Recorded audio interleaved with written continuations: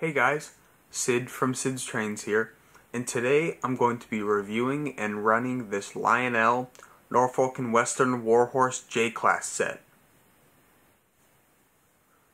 So before we take a look at this set, I'm going to go over a little history on the Norfolk and Western J-Class locomotives.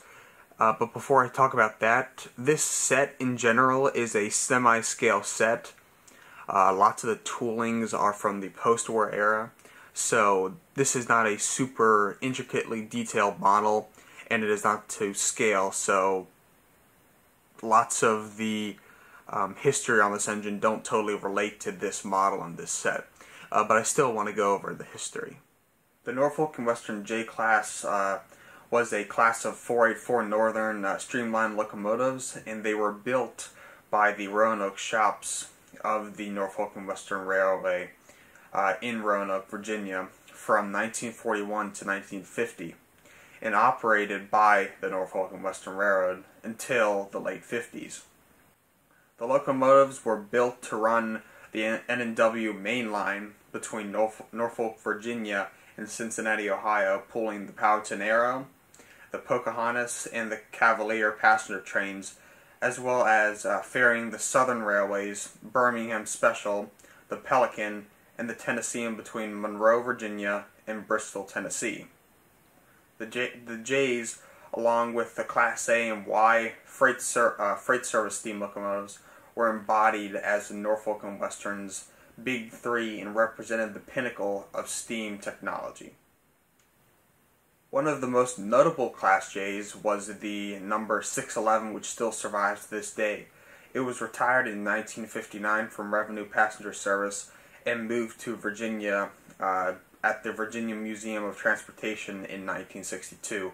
It has then been restored twice as part of the Norfolk Southern's Railway Steam Program and again as part of the VMT's Fire Up 611 campaign.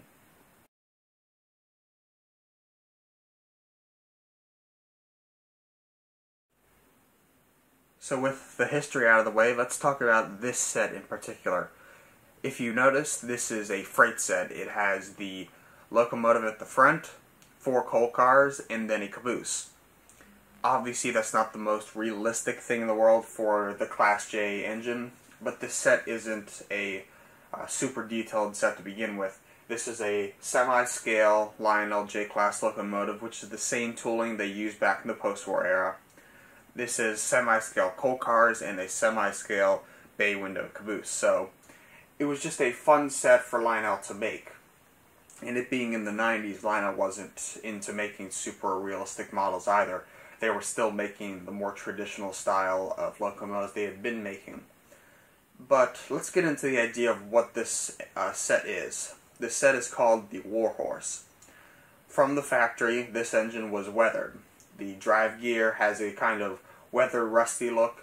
All the coal cars are this dark black gray kind of color due to like coal dust, and the caboose is definitely weathered with kind of sandy dust. And the idea of this set is that it's at the end of its time as a locomotive. It's about to go to the scrap yards, but it's still doing a lot of work. And that's why the sounds of this train sound kind of old, and the overall look of the train is old, but it is still a working train. And it's just so cool that Lionel did this back then, and it would be very cool for Lionel to do this again with maybe more scale models today. They also made 2 other Warhorse sets. There is the Santa Fe Hudson Warhorse set, which included the Santa Fe Hudson, very similar to the 773 Hudson, some boxcars, and a caboose. And then they did a diesel Warhorse set, which included a SD style diesel, another set of coal cars, and then a caboose. So let's go over a couple features of this engine and the set. It is TMCC command control. The engine has operating smoke and rail sounds. It has a classic style Pullmore motor in it, magnet traction. The cab has a detailed interior with 2 engineer figures. It has a die-cast tender body and engine body. It has metal handrails. It has a tender mounted electrocoupler. It has the Cab 1 remote in the set, as I said before. The set can operate on 031 curves or greater. And the set, as I said before, is completely weathered from the factory. So starting out at the front of this engine, do keep in mind that, as I said before, this engine is not a scale model, so there's not a lot of detailing, but I still want to go over what this engine has to offer. So we have handrails running all the way down the side of the engine. We have this handrail on the front of the boiler. Then we have the headlight, and there is a illuminated headlight on the inside. And these number boards are also illuminated, and they have the road number on them, which is 600. We also have a molded-in hatch right here, which on a scale model or on the real thing, this would swing open and there would be a coupler there. We also have molded-in steps down here and going up the side of the engine. And overall, the front of this engine is very neat looking with this kind of torpedo-style bullet front. So moving down the side of the engine, we see the continuation of these handrails. And something kind of unique about this engine is instead of these handrails being the antennas, the entire shell is the antenna. The shell is insulated from the chassis, and they used the shell as the antenna, and I just thought that was kind of different from what Lionel usually does. And then also moving down the side, we have the N&W striping, this nice gold color. We also have the nice 600 numbering here. And it overall just looks great. Something you might notice is that my model in general doesn't look super weathered. And that is true. My model isn't weathered as much as others, and each model from the factory was weathered slightly differently. Some were super grimy and rusty, some were kind of dull like mine. And I'm fine with that. I don't need my train to look super weathered, but if you look closely, it might be hard to see. The trucks at the front and the back look a little rusty, and some of the wheels also look a little bit rusty. But overall, I like the look of it. Down here you can also see the drive rods, and they look very nice. They're actually this kind of chrome-plated color, and technically if this engine were to be weathered more, those would be very rusty. I've actually seen some examples where they were just covered with paint from the factory, but mine obviously aren't, and I actually kind of like the look of them being kind of shiny. Here at the back of the cab we can see some of the cab detailing and the crew figure. There's supposed to be another one on the other side, but mine, my little figure kept falling off, so I just have it set aside in a little baggie in the engine's box for now. Maybe one day I'll glue it in or something, but for now I just have it set aside. Let me shine a light in here and you can see some of the cab detailing, and you also see the little sticker there, and it says Lionel Warhorse 9-1996.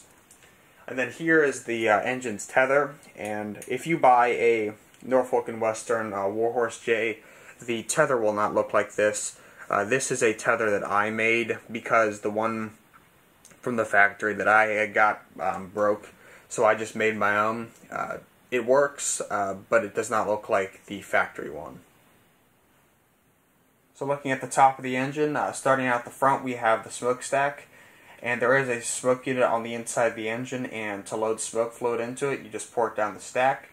And this engine does have the steam chest smoke feature, and as the engine drives along, smoke is puffed out of here and out of the stack, which is a very cool feature that Lionel did back in the 90s. Moving back, we have some molded in detail here. Here we have a separately applied bell and some pop-off valves. It looks just very simple, but looks good overall. We have a molded hatch here, some more molded detailing, some kind of piping, and then back here we have the whistle. And then on top of the cab we have these two molded in vents, and sadly they do not move, but this is a semi-scale model. Moving on to the tender here, on the side we have a very crisp Norfolk & Western lettering and nice striping. At the front here is the other end of that tether I made. We also see the drawbar down here. Up top we have some nice molded in detailing and a little step here. And if I turn the engine upward, you can kind of see some of the the rust weathering over here on this truck. This truck is actually plain. It wasn't weathered, but this one is weathered. And I bought this engine sealed in the box, never had taken it out of the box. And when I took it out, it had this little mark over here on the tender. I don't know if that was intentional to be weathering or if that was a factory error, but it just adds to the character of the tender. So taking a look at the top of the tender, we have the molded in coal load here, and it kind of has this shiny look to it, which I don't know if that was intentional, but it does make it look more real.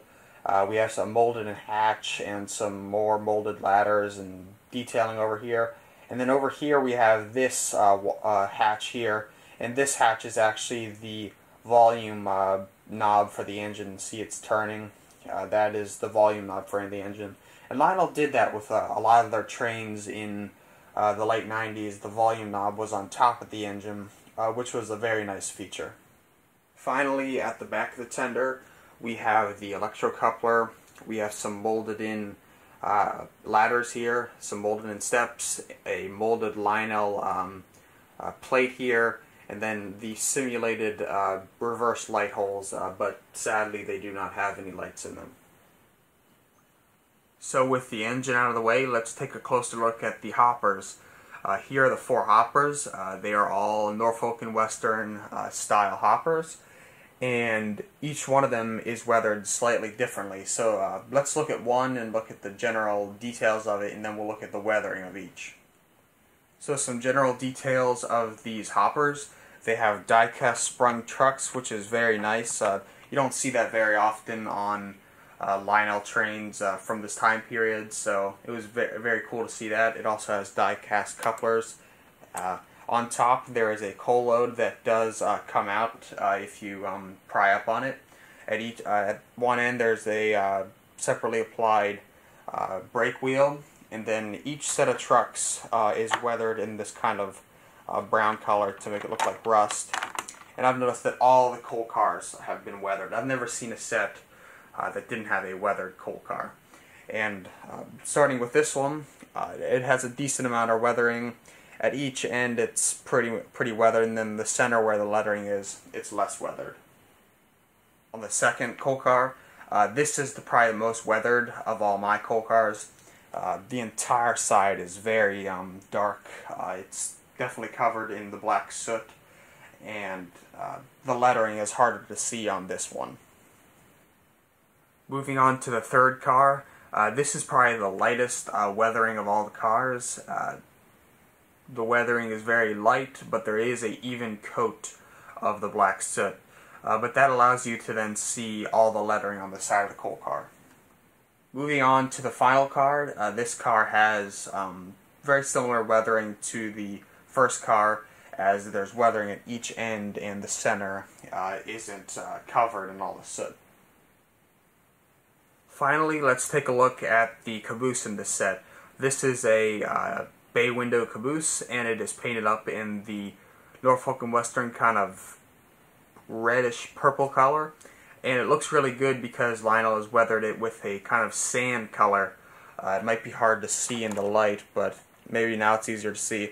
There's kind of this dull white color covering the entire car, and it's especially on the bottom, and it covers up some of the lettering, and it makes it look like it's covered in dust. And of course then the trucks have been weathered in a kind of rusty color. And this car is probably the best looking weather-wise, like it's been weathered, probably the best out of all the cars in this set. It has some features of it. It has illuminated interior, it has die-cast trucks and couplers, it has separately applied smokestack and ladders, and then also these little marker lights back here also are illuminated, which is a very nice touch. So before we start this engine up and run it around for a little, let me just talk about why I wanted this set in the first place. I always saw the set and I thought it was so cool that it was weathered, but not too weathered. It had just enough weathering that made it look different from other models, but it didn't look out of place around the other trains. I also liked the sounds on this engine. I don't know if Lionel actually recorded a J-class whistle and bell, but it sounds like they did. And this engine has a really echoey style bell and whistle, which I just love. It's different from other trains. Other trains, you blow the whistle and there's not an echo.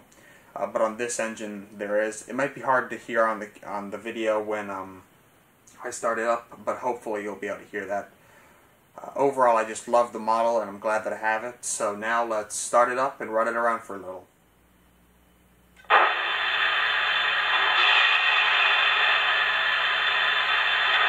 Here's the whistle.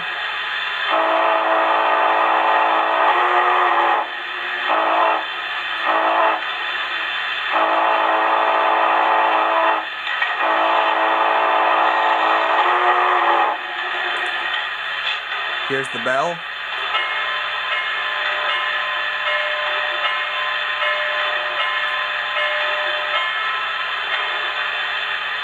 Here's the blowdown.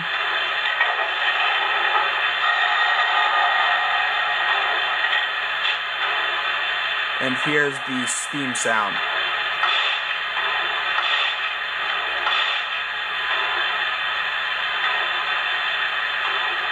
Let's move it up.